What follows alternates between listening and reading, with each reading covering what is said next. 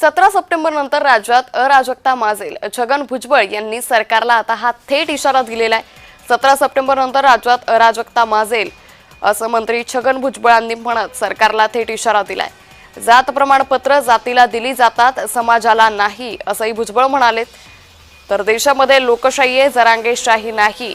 मराठा आरक्षणाचा GR ओबीसींसाठी अडचणीचा आहे. मराठ्यांना ओबीसीतून आरक्षण देणं बेकायदेशीर आहे.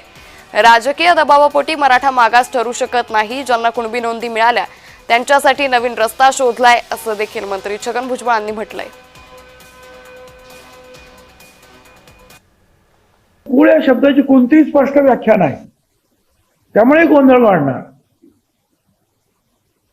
केवळ शपथपत्राच्या आधारे जातीचा निर्णय घेणे हे भारतात कुठेही मान्य नाही.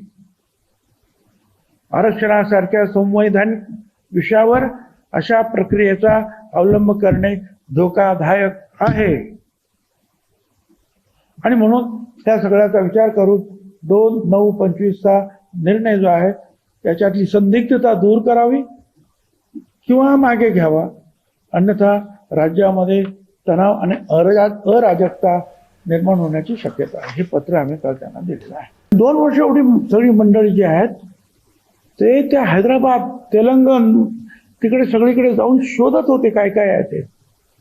मग आता हैदराबादचं काय आहे? आता एवढं सगळं केल्यानंतर हैदराबाद येतच कुठून? आता कशासाठी आलंय? तर त्यांनी सांगितल्याप्रमाणे कुणबी नोंदी शोधायचं काम.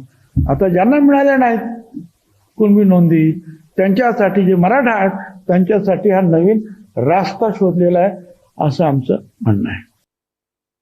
त्यांचं म्हणणं आहे की आम्ही हैदराबादच्या त्या गॅझेटमध्ये आम्ही ST मध्ये आहोत, आदिवासीमध्ये आहोत. आता आमचं काय करणार? तुम्ही ते मान्य केलं ना, तिथली कुणबी इथे कुणबी केलं, मग तिथली ST तिथे ST करा. ते आता माझ्या मते एक चूक केली ना तुम्ही, कमा अनेक गोष्टी बाहेर पडत जाणार.